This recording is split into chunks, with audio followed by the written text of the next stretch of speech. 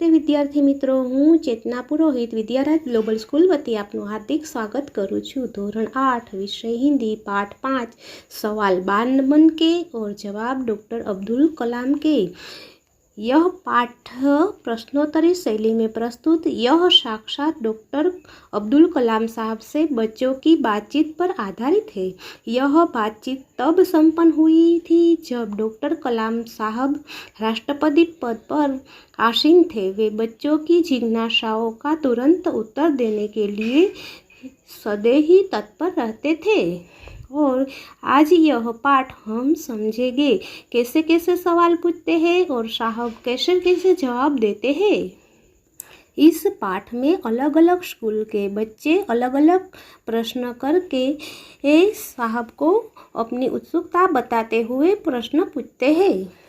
प्रश्नकर्ता are Arvind, कक्षा 3, Saint marriage school, Chennai. क्या आप अपने बचपन की कोई यादगार घटना हमें सुना सकते हैं? डॉक्टर कलाम साहब, कक्षा 5वीं के मेरे शिक्षक श्री शिव सुब्रमण्यम अय्यर की एक बात मुझे आज भी याद है। एक दिन कक्षा में वे हमें यह बता रहे थे कि कोई पक्षी कैसे उड़ता है। उन्होंने हमें रामेश्वरम के समुद्र तट पर ले जाकर इसका जीवंत उदाहरण दिया।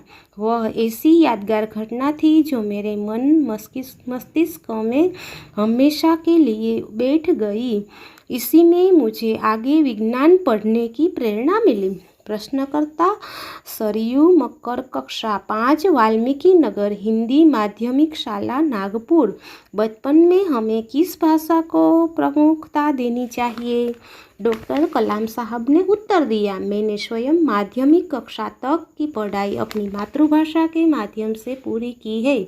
कॉलेज को उससे आगे की कक्षा अंग्रेजी माध्यम की संस्थाओं में हुई। मेरा मानना है कि हमें कॉलेज में भी माध्यम के रूप में मातृभाषा का चुनाव कर सकते हैं, क्योंकि युवा अपनी मातृभाषा में ही सोचता है, उसी में अपनी बात सहजता से कहकर समक्ष हो जाता है। इसका मतलब यह है कि हम अपनी मातृभाषा में सरलता से किसी को समझा सकते हैं, पर इसमें कोई भी दो राय नहीं है कि वैश्विक स्तर पर संकल्प इसके दूसरों को समझाने के लिए हमें अंग्रेजी जैसी एक संपर्क भाषा की नितांत आवश्यकता है। प्रश्नकर्ता अर्श पटेल, कक्षा 5, चंदूलाल विद्या मंदिर, मुंबई। यदि हम आपकी तरह बनना चाहें तो हमें क्या करना चाहिए? डॉक्टर कलाम साहब ने उत्तर दिया, जब आप युवा अवस्था में कदम रखें तभी आपको जीवन में लक्ष्य निर्धारित कर लेना होगा। हमेशा कुछ बड़ा सोचो। जैसे ही यह अनुभूति हो कि आप आखिर बनना क्या चाहते हैं, तभी से उस दिशा में प्रयास और श्रम प्रारंभ कर दो। कहने का अर्थ यह है कि तनतोड़ मेहनत करो। जो आप आगे की ओर बढ़ोगे, आपका सामना बाधाओं, समस्या तथा कठिनाइयों से होगा। आपको अपने अंदर दृढ़ साहस पैदा करना होगा। समस्याओं को पराजित करने में महारत हासिल करनी होगी, तभी जीवन में सफल हो पाओगे। पहले यह जरूरी है कि आप निरंतर ज्ञान अर्जित करो। प्रश्नकर्ता चिराग जैन, कक्षा 7, बॉम्बे, कैम्ब्रिज, अंधेरी, पश्चिम मुंबई।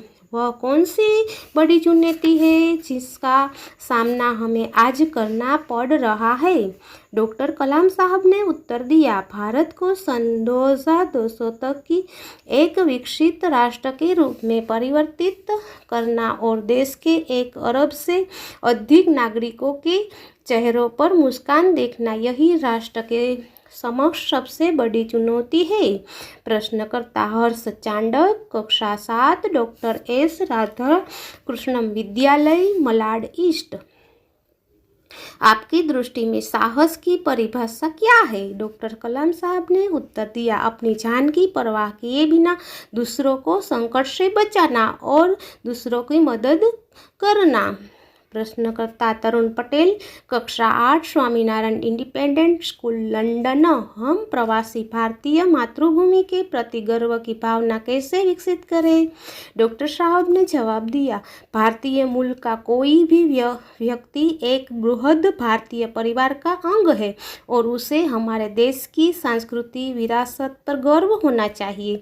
सौभाग्य से आप लोग ऐसी स्थिति में हैं कि अपनी मातृभूमि से अच्छी तरह से जुड़े हुए हैं और यही आपके लिए गौरव की बात है। हम जहाँ भी जाए पर अपने देश का गौरव कभी छोड़ना नहीं चाहिए और अपनी संस्कृति को अपनाना चाहिए। प्रश्नकर्ता सत्यम, कक्षा 10, जिला स्कूल, मुंगेर। जो भी बच्चे आपसे मिलते हैं वे कहते हैं कि वे एक प्रसिद्ध वैज्ञानिक, इंजीनियर, डॉक्टर आदि बनना चाहते हैं, पर किसान, मजदूर और कलाकार भी किसी राष्ट्र के लिए उतना ही जरूरी है और महत्वपूर्ण है कि हम ऐसे ही परिवारों से आते हैं। हमारे लिए आपका क्या संदेश है? डॉक्टर कलाम साहब ने उत्तर दिया, किसी व्यक्ति को किसान, मजदूर, कलाकार और दस्तकार ये सभी हमारे राष्ट्र के अभिन्न अंग है। राष्ट्र निर्माण में हमें उन सभी की सेवाओं की समान रूप से दरकार है। आप सभी को चाहिए कि हम अपने अपने क्षेत्रों में खूब उन्नति करें और अपनी खूबियों को दिखाएं। प्रश्नकर्ता रोहित चतुर्वेदी, कक्षा 11, इस्लामिया इंटर कॉलेज, इटावा।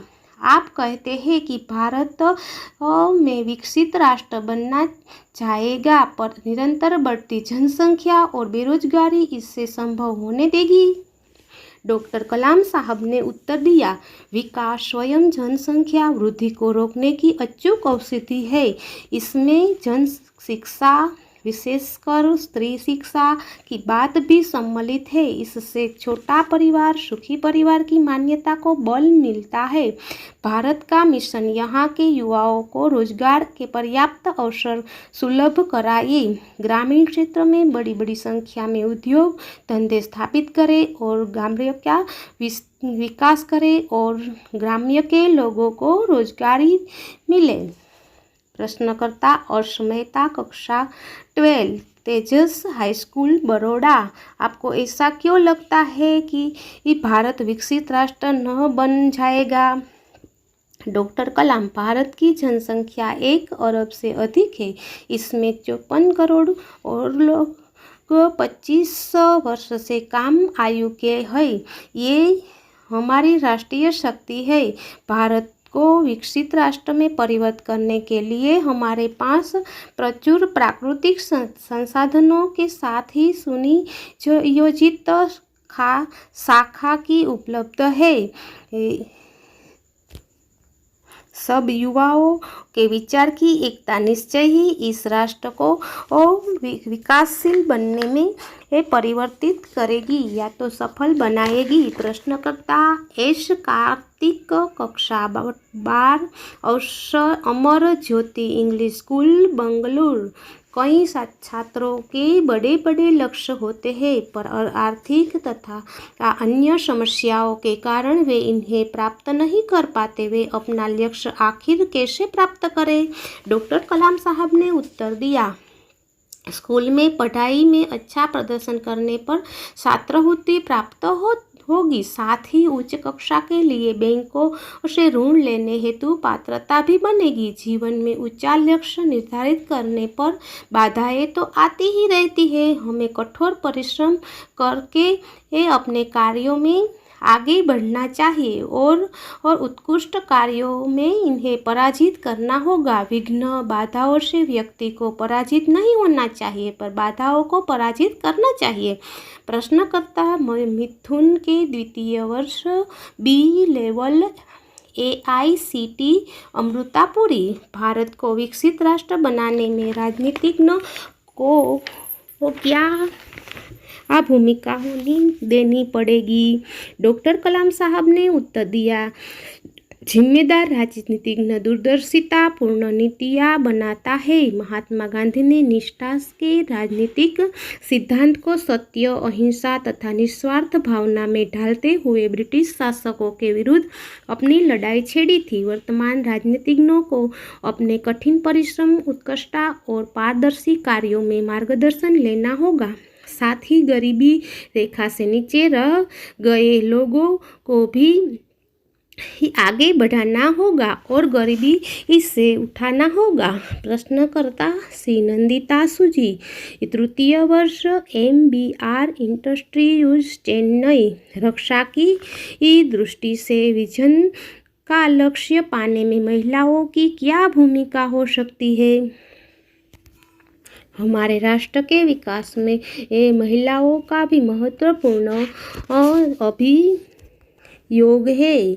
वह अपने विकास पर विचार किया गया है। राष्ट्रीय सुरक्षा की बात भी हमारा अभिन्न अंग है। सशस्त्र सेनाओं में नियुक्ति के लिए पुरुष और महिला के आधार पर कोई भेदभाव नहीं किया जाता।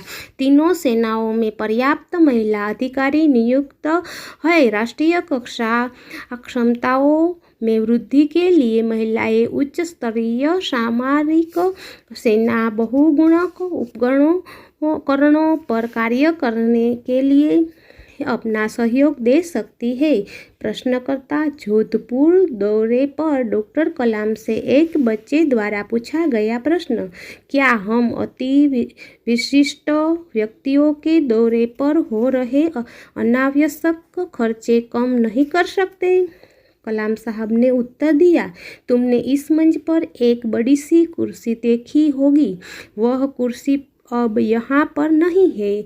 ठीक ऐसे ही अनुत्पादिक चीज़ों पर हो रहे अनावश्यक खर्च भविष्य में नहीं होंगे। समझे हम डॉक्टर अब्दुल कलाम ने कैसे कैसे जवाब दिए। हमारे मन को भा गया और हमें भी कितनी बड़ी बात समझने में मिली। क्या हम समझ सकते हैं कि हमें देश के विकास के लिए क्या क्या करना चाहिए? बच्चे समझ गए ना? हाँ, नमस्कार विद्यार्थी मित्रों।